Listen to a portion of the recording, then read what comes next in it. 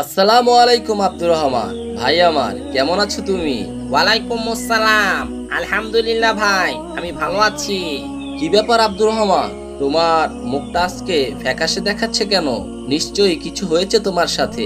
তা না হলে তো তুমি কখনোই আমার সামনে এরকম করে বসে থাকো না।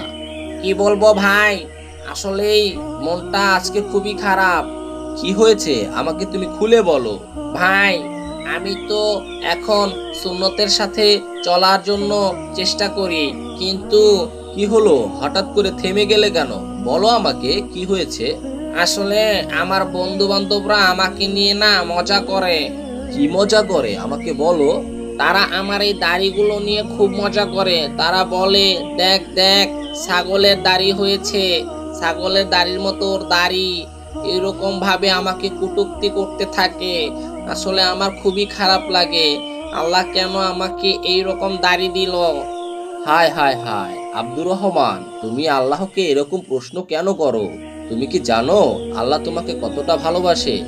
সেটা জানি ভাই, কিন্তু কি করব বলেন, মানুষের কথার কারণে এই সকল চিন্তা ভাবনা মনে চলে আসে। তুমি মানুষের কোনো কথাই আমলে নিবে না।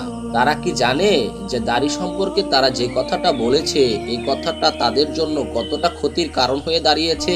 দাড়ি সম্পর্কে একটা কথা বলার জন্য খুবই সতর্কতা অবলম্বন করতে হবে, কারণ দাড়ি হচ্ছে প্রত্যেকটা নবী রাসূলের সুন্নত।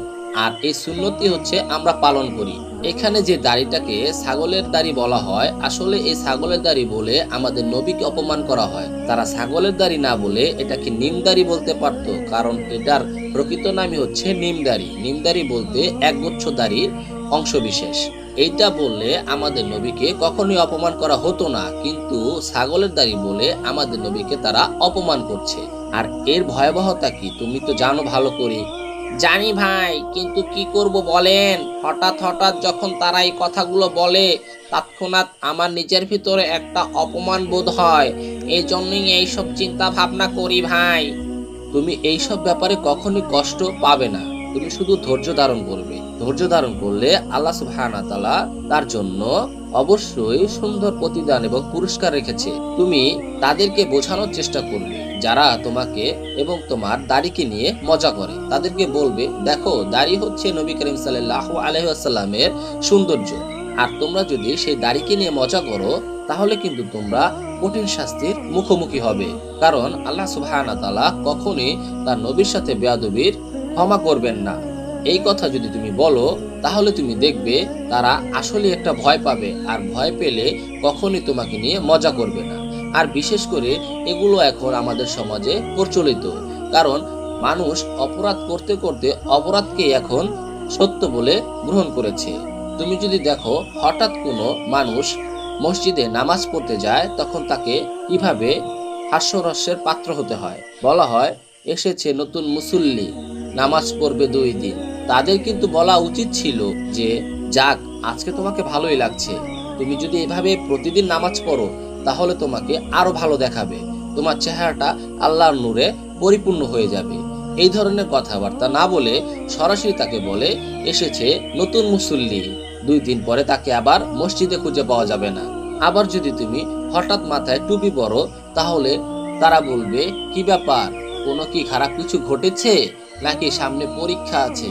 তোর মাথায় তো সচরাচর টুপি দেখি না, নাকি 2 দিনের ভ্যাস ধরেছিস? এই ধরনের বিভিন্নভাবে অপমান অপদস্থের শিকার হতে হয় যারা ভালো হতে যায় তারা। তোমাকে আমি কি বলবো, আমি যখন আল্লাহর রাস্তায় ফিরে আসি, তখন আমাকে দেখে আমার যতগুলো ভাই আছেন, তারা আমাকে বলল, দেখবো ভাই কতদিন আপনি আল্লাহর রাস্তায় থাকতে পারেন। সুতরাং তারা এটা বোঝাতে চেয়েছে যে আমি আল্লাহর রাস্তায় মাত্র 2 দিনের জন্য এসেছি, আবার কিছুদিন পর তাদের রাস্তায় ফিরে যাব। এইভাবে বিভিন্ন মানুষ আল্লাহর রাস্তায় ফিরে যাওয়ার জন্য প্রস্তুতি নেওয়ার পরেও এগিয়ে যেতে পারে না, শুধুমাত্র এই কথার কারণে।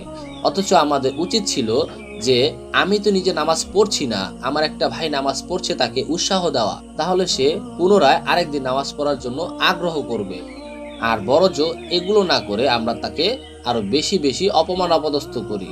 তুমি তোমার বন্ধু বান্ধবদেরকে বুঝাবে যে কখনোই এই ধরনের কটূক্তিমূলক কথা না বলার জন্য। ঠিক বলেছেন ভাই, আমি এটাই চাই। আসলে আমি হঠাৎ হঠাৎ কষ্ট পাই তো, আচ্ছা যাক, আমি তাদেরকে প্রতিদিন বুঝিয়ে বলবো।